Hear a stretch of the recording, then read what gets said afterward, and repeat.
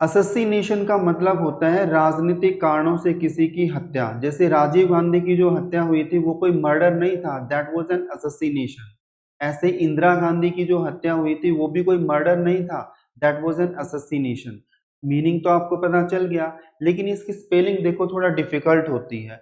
अब इस difficult spelling को लर्न करने की मैं आपको एक इजी ट्रिक बताता हूँ। इस ट्रिक से अगर आप याद करोगे तो लाइफ में कभी भी ये स्पेलिंग नहीं भूल पाओगे।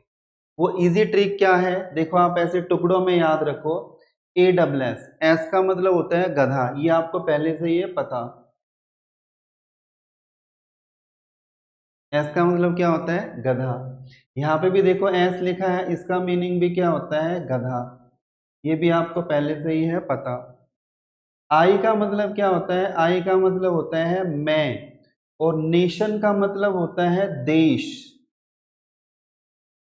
तो देखो, गधे को इंग्लिश में एस बोलते हैं, एस की स्पेलिंग होती है ए डबल एस, यहाँ पे भी ए डबल एस। मैं को आई बोलते हैं, देश को नेशन बोलते हैं, और नेशन की स्पेलिंग आपको पता है NATION। अब हम क्या करेंगे, हम एक सीक्वेंस बनाएंगे। वो सीक्वेंस क्या बनाएंगे, एक गधा, उसके पीछे एक और गधा, उस गधे के पीछे मैं, और मेरे पीछे सारा देश।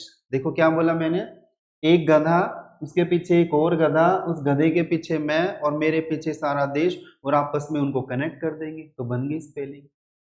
अब देखो, गधे को इंग्लिश में बोलते हैं एस, या फिर बोलते हैं डोंकी, ये आपको पहले से ही पता है। लेकिन गधी को इंग्लिश में क्या बोलते हैं, चलो वो भी सीखते हैं।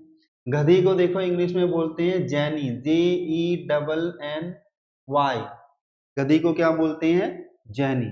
यस नाउ, अगर आप भी घर बैठ के फ्री में अंग्रेजी लिखना और बोलना सीखना चाहते हो तो क्या करना है आपको, आज इस चैनल को सब्सक्राइब करना है।